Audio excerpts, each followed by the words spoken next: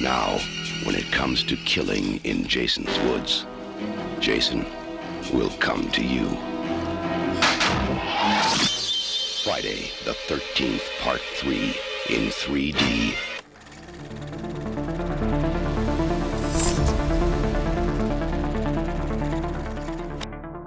All right, it's disco time, baby. Welcome to the best and worst of Friday the 13th, Part 3. So, Part 3, of course, is kind of the birth of the Jason we know and now love. In Part 3, Jason finally gets his hockey mask in the franchise.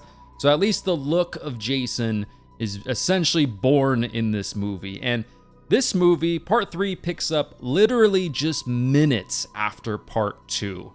Just like Halloween 2 in a lot of ways, just picks up right after the other movie, and I love that. I love it when movies do that. So that's a great part of Part 3 for me. And of course, the transition from Friday the 13th Part 2 to Part 3 is a way more seamless and just a transition that makes more sense than the transition from the first movie to the second movie. So this one's like a little bit easier to understand because they left the second movie more open. They knew, okay, we're probably going to be thinking maybe some sequels here.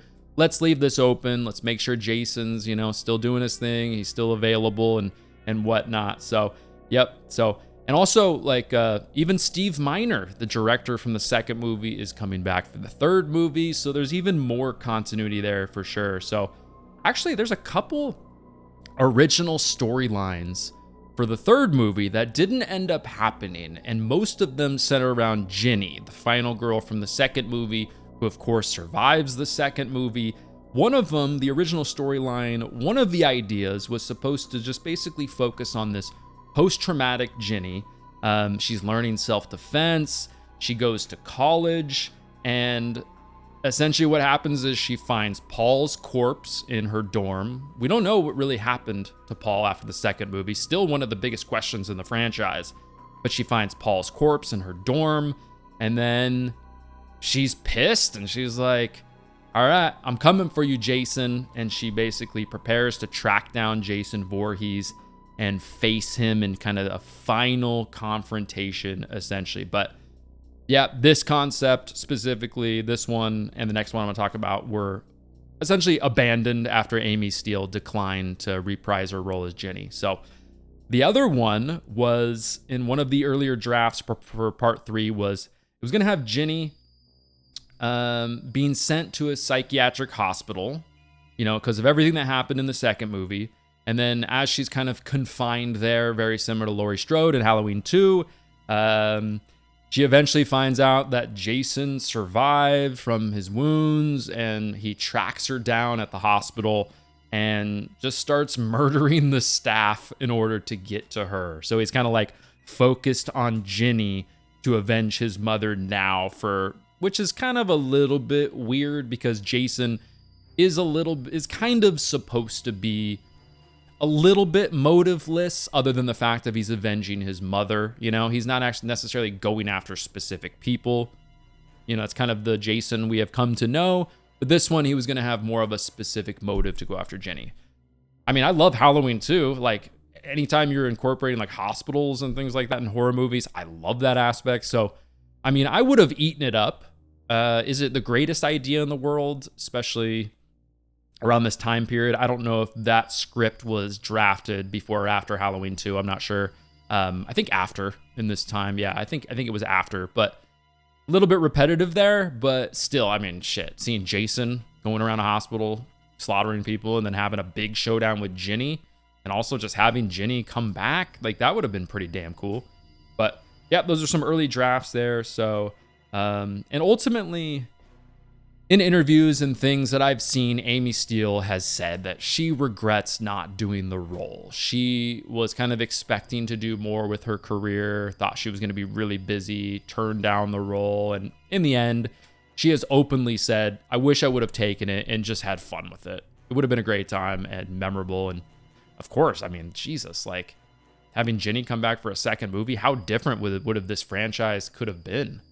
Like, what if she survived the third movie? And then we're starting to talk about like a Laurie Strode situation here where she's going to be in like, 3, 4, 5, 6 movies. Crazy. Things could have been a lot different. But yeah, kind of interesting there. But of course, Friday the 13th Part 3 in 3D is the 3D movie. Obviously, the only entry in the franchise that's in 3D. And it was one of those weird, gimmicky 3D eras for movies in the 80s, right? Like, they were doing the whole 3D glasses thing, and you had movies like Jaws 3D, which came out in 1983. You had Amityville 3D, Star Trek 3D, this movie, and just a ton of other weird, obscure movies, a lot of them sci-fi movies that were coming out in 3D. So, but they wanted to kind of do something new and fresh and try something out and have a higher budget. And the budget for this one was the biggest budget so far in the franchise, for sure, $2.2 million, and it ended up making $36 million. So, and I bet a big portion of that budget was actually because everything essentially at Higgins Haven, they created from scratch. Sucks that the cabin burnt down. Really, really sucks. But they built all of that. Oops. Oh, man down, man down. They built all of that. We'll just continue on. You know what I mean? Who cares? But they built all of that from scratch. And that's what I get for talking with my hands, including the lake, which we'll talk about in a minute. But yeah, biggest budget so far in the franchise. And but how was 1982 for horror movies? Well, pretty fucking good, if you ask me. I mean, you had John Carpenter's The Thing, Poltergeist, Creepshow, this movie, Basket Case, Dario Argento's Tenebrae, Madman, The Slumber Party Massacre, and of course, Halloween 3 Season of the Witch, just to name a few of the horror movies that came out in 1982, so not too shabby. But anyways, everybody, the little J-Man's on the ground now, taking a dirt nap just like he does at the end of this movie. So let's now get into the good stuff. What aged the best in Friday the 13th Part 3? So, to me, it's got to be just Shelley deciding to bring the hockey mask on this whole trip, which ultimately, of course, ends up with Jason taking the hockey mask and riding that off for the rest of the franchise, you know? Putting that hockey mask over his god-awful face. Only a mother could love. That's aged the best for me in Part 3. What's aged the worst for me in Friday the 13th Part 3? It's gotta be the ridiculous amount of 3D shots in this movie. They're just god-awful, terrible, distracting. It ultimately affected the acting in so many ways. I didn't talk about this much in the intro, but the 3D was very terrible on everyone in the production. Like, they very often had to stop shooting, have massive delays in shooting, and just have the actors like sit around waiting for them to set up the new cameras they were testing out, these new just other equipment they were using for these 3D shots. And the actors and everybody on the production essentially just hated it. Plus, it affected the acting because they had to focus more on the 3D shot than the actual acting they were doing in that scene, like making sure the wallet flies into the camera properly, making sure the yo-yo flies into the camera properly, instead of actually acting. So it affects the movie in that way. So yeah, I mean, it's just, you know, the 3D stuff, yeah, of course, in the franchise altogether, there's some gimmicky, funny, quirky, weird stuff in the franchise. But this movie in particular, especially when you layer on top of it the disco shit, it makes this movie feel even more like disjointed in some ways than the rest of the franchise, and weird and quirky and stuff. Even though the disco music's pretty damn good to me. But, yep, that's aged the worst for me, is the 3D shots. Best location in the movie for me, it's gonna be Higgins Haven for sure, and specifically the cabin. I love that cabin. The spiral staircase is so iconic. Just everything in there is awesome. The barn too. I think the barn is still standing. The barn too is great. That's where a lot of the kills happen. A lot of the main and most important sequences happen are in the barn too. So that's a great shot. So those are the best locations of the movie for me. Worst location in the movie for me is going to be just that god-awful, pathetic excuse for a lake that they created in this movie. Is that supposed to be Crystal Lake? whatever it's supposed to be. That is the shittiest lake I've ever seen in my entire life. Come on, you couldn't have filmed this anywhere with a lake, a real actual little lake or something? That whole pond lake thing, I'm sure mosquito infested, just stands out as something terrible in this movie. Worst location in the movie for sure, you know, and the worst lake in the entire franchise. So, best character in Friday the 13th Part 3. For me, it's going to be Chris Higgins, our final girl. She's one of my favorite final girls in the franchise. She's likable, she's resilient, she's smart. She fights back against Jason so much at the end. She kicks some ass for sure, inside of the cabin, outside of the cabin. Ultimately kills Jason. Like, what more could be said? Like, she's a badass. She's cute. She's, you know, smart. She's resilient. Like I said, she's a good character. Yeah, so Chris, favorite character in the movie for sure. So, worst character, it's Rick. Rick is my least favorite character in Friday the 13th Part 3. He's just that dude that, you know, shows up to high school parties when he's like 25. Like, come on. You know, he says stuff like, Chris, there's only so many cold showers I can take. Yeah, he's actually not that much older than Chris, but unfortunately, I don't know if it's unfortunate. It's fine. Like, he's a good looking guy, of course.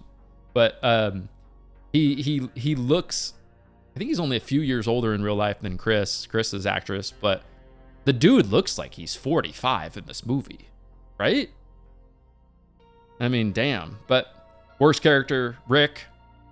Best line of the movie. So, best line for me is when Andy is talking to Shelly and Andy says, God damn it, Shelly. Why do you always have to be such an asshole? And Shelly says, sorry, I'm not an asshole. I'm an actor. And Andy says, same thing. Good line. Worst line of the movie. I've got a couple here. Rick coming back. Rick says, you realize I gave up an opportunity to give up a chance to spend a weekend with Mary Jo Conrad for this. Like, Jesus, Rick, it's been like 7 minutes since they showed up and you're already giving her a hard time for not putting out. Come on, Rick. Mary Jo Conrad. Another terrible line in the movie is when the cashier at the convenience store says to Vera, she says, we don't accept no food stamps. All right, okay. Terrible line. Best kill of Friday the 13th Part 3. For me, it's Jason killing Vera with the harpoon on the dock. We get Jason for the very first time in his hockey mask. It's also a hilarious, ridiculous kill. Like Jason being the sharpshooter with a harpoon. It's a fucking harpoon. Like, come on. It's kind of funny. Definitely funny.